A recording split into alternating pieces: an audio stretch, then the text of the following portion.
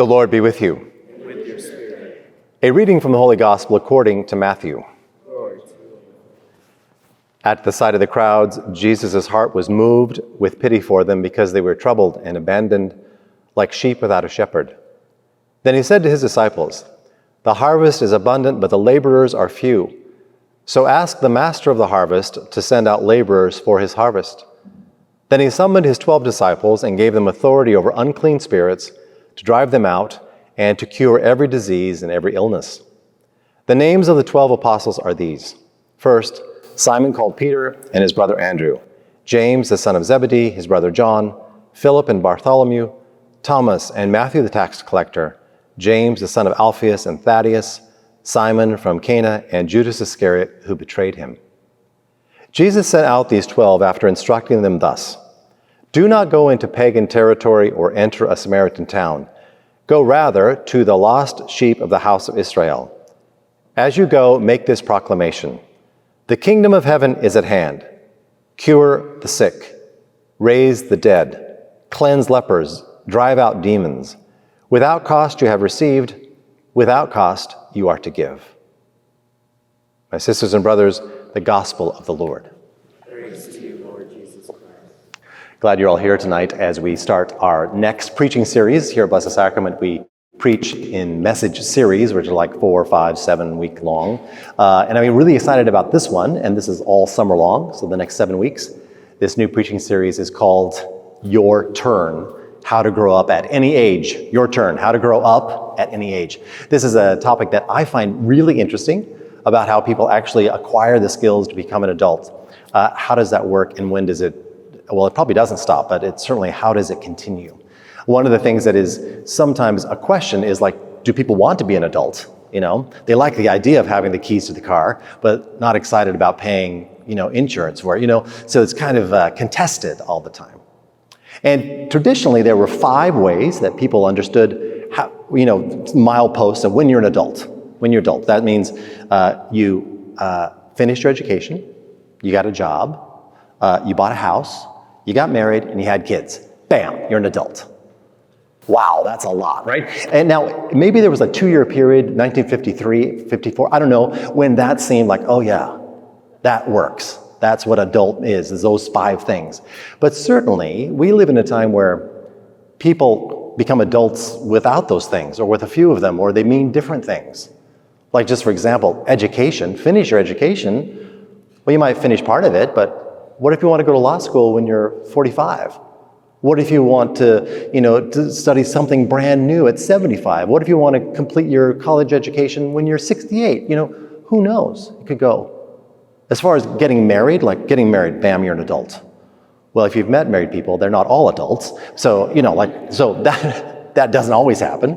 And certainly here in Hollywood, over 60% of people that live in our parish area are of the never married. And a lot of them are young adults. A lot of people are never going to get married, just a whole range of things. Maybe it's the size of the apartments, I'm not sure.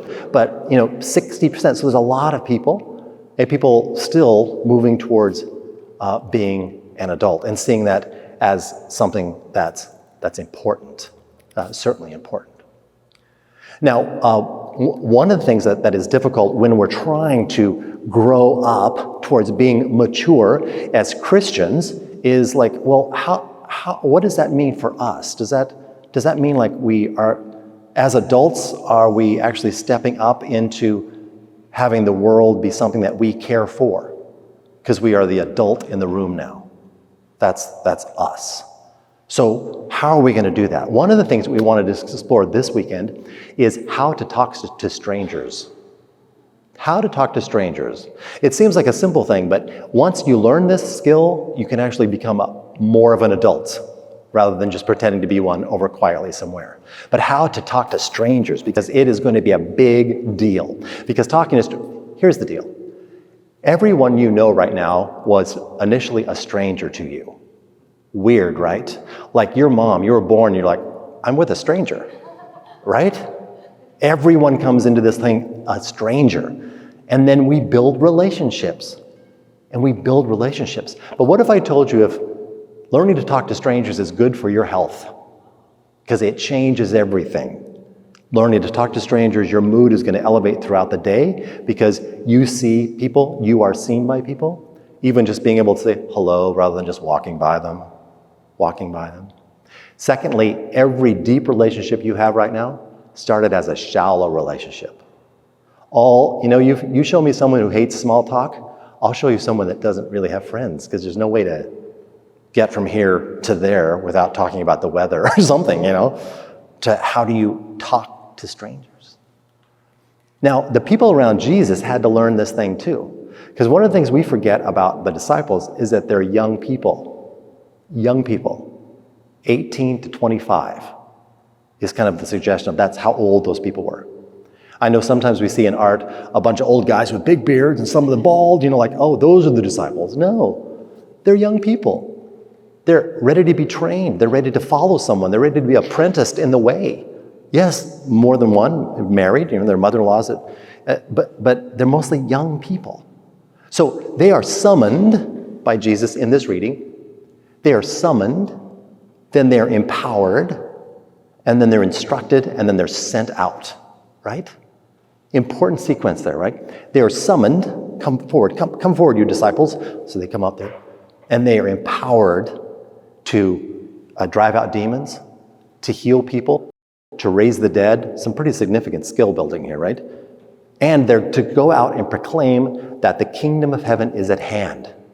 Things are changing. Kingdom of heaven is at hand. Okay, so they have been summoned, they've been equipped, they've been empowered, and they've been sent out. Now, what happened then? Did they leave like, okay, here we go? Are they going to go to the house next door? Leave a flyer? Like, how do they do that? Do they just go on the streets and shout it out? Kind of John the Baptist? How do they do that?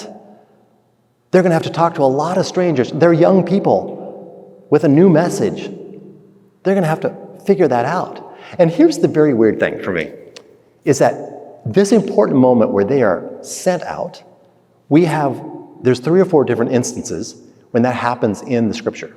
That Jesus calls people, empowers them, sends them out. That happens before the death and resurrection, and it happens after, right before he leaves in the ascension. But there's never a story in this particular instance, well, what happened? How did it go? We have no idea. We have no proof that it actually worked. There's no story that, oh, this happened. They raised this person from the dead. They did this. The only evidence we have is that we are here today.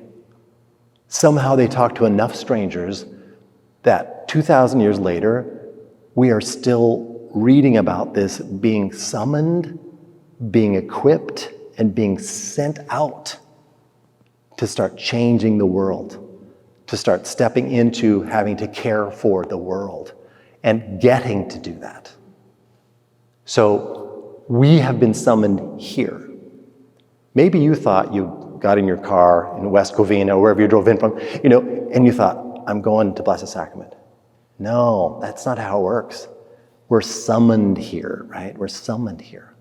And then we are equipped by the Spirit. It was really significant during Pentecost. We just celebrated Pentecost. When the Spirit comes down and equips us, that's us. We're equipped, we're empowered to go forth, to cast out demons. Now, maybe you know someone who's possessed and you're doing your best, but it's probably, how do you cast out the demon of despair that is around your friends? How do you heal them with hope? How do you raise people from the dead of all kinds of darkness that people are prey to? We are empowered to be part of that. We are empowered. But all that healing, all that work can happen in relationship. Those relationships begin by talking to strangers, by building those relationships. So just as something that you might try this week, there are people you see all the time, every day, and you walk right by them because you were told at some point that strangers are dangerous. Stranger danger. Everyone born after 1980 has their parents banged that into the head because 2 or 3 kids were abducted, their bodies were found, it made the news, and every parent was like, that's it. I'm getting my helicopter revved up and I'm going into parenting, right? So the stranger danger stuff, how do we put that aside and choose connection? Saying hello to someone as they walk by is not going to get you abducted as an adult. Seeing them, looking in their eyes, smiling, taking that first step that over time is going to build those relationships into which you can start the healing of the world that adults get to do, that we get to be part of. Finally, if you want a really concrete step today, during the sign of peace, you can actually shake someone's hand that you don't know. Yes, you can shake hands, and you can ask their name. I may or may not wait for you to do it, but this is a chance to do it. Or you can attend the wine and cheese reception after Mass that the Out at Blessed Sacrament is hosting right in this patio, and meet someone you don't know. Build those relationships. Help heal the world as we are summoned and empowered and sent.